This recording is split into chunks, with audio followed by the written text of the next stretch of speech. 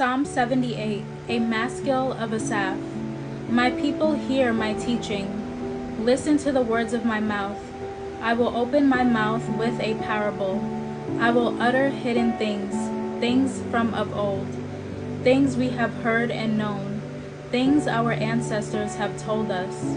We will not hide them from their descendants. We will tell the next generation the praiseworthy deeds of the Lord, His power and the wonders He has done. He decrees statutes for Jacob and establishes the law in Israel, which He commanded our ancestors to teach their children, so the next generation would know them, even the children yet to be born, and they in turn would tell their children. Then they would put their trust in God and would not forget His deeds, but would keep His commands. They would not be like their ancestors, a stubborn and rebellious generation, whose hearts are not loyal to God, whose spirits are not faithful to Him. The men of Ephraim, though armed with bows, turned back on the day of battle. They did not keep God's covenant and refused to live by His law. They forgot what He had done, the wonders He had shown them. He did miracles in the sight of their ancestors, in the land of Egypt, in the region of Zon. He divided the sea and led them through. He made the waters stand up like a wall. He guided them with the cloud by day and with the light from the fire all night. He split the rocks in the wilderness and gave them water as abundant as the seas. He brought streams out of a rocky crag and made waters flow down like rivers. And they continued to sin against Him, rebelling in the wilderness against the Most High. They willfully put God to the test by demanding the food they craved. They spoke against God. They said, "Can God really spread a table in the wilderness?" True, He struck the rock and water gushed out.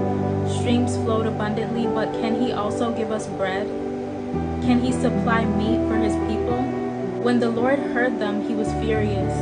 His fire broke out against Jacob, and His wrath rose against Israel. For they did not believe in God or trust in His deliverance. Yet He gave a command to the skies above and opened the doors of heaven. He rained down manna for the people to eat. He gave them the grain of heaven. Human beings ate the bread of angels. He sent them all the food they could eat. He let loose the east wind from the heavens, and by His power made the south wind blow. He rained meat down on them like dust, birds like sand on the seashore. He made them come down inside their camp, all around their tents. They ate till they were gorged. He had given them what they craved.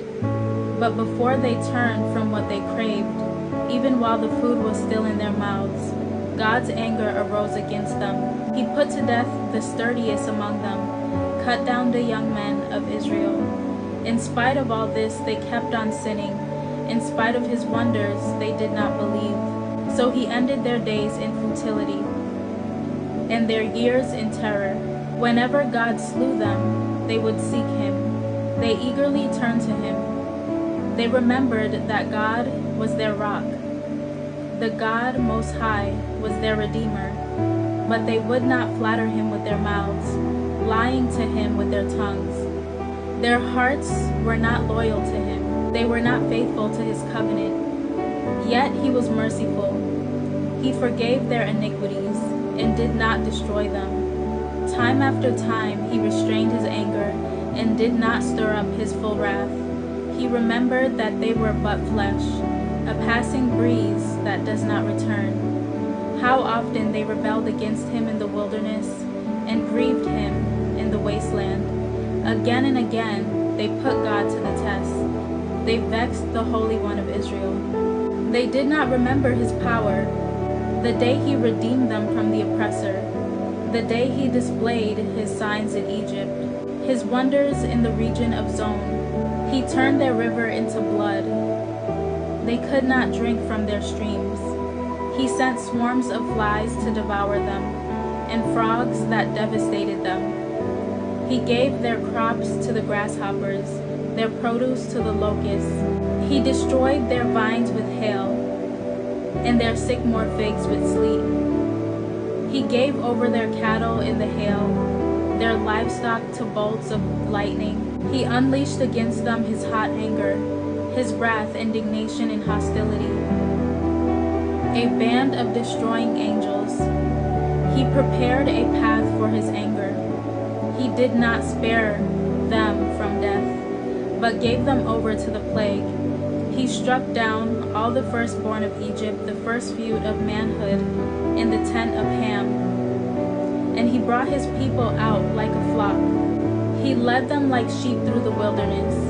He guided them safely so that they were unafraid. But the sea engulfed their enemies.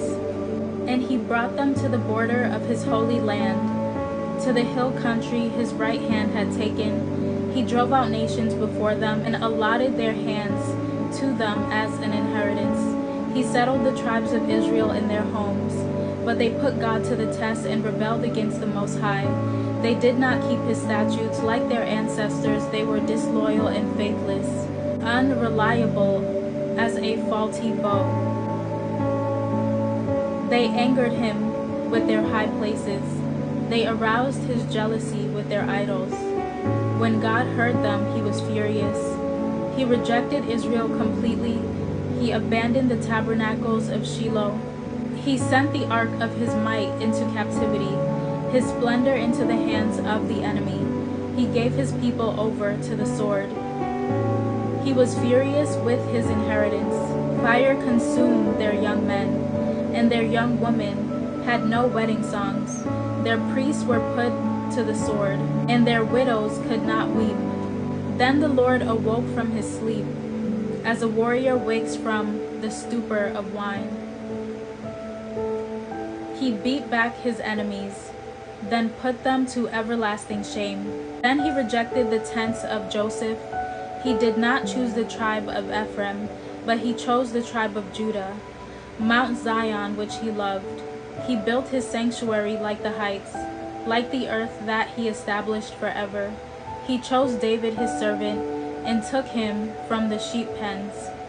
From tending the sheep he brought them to be shepherd for his people Jacob, of Israel his inheritance. David shepherded them with integrity of heart. With skillful hand he led them.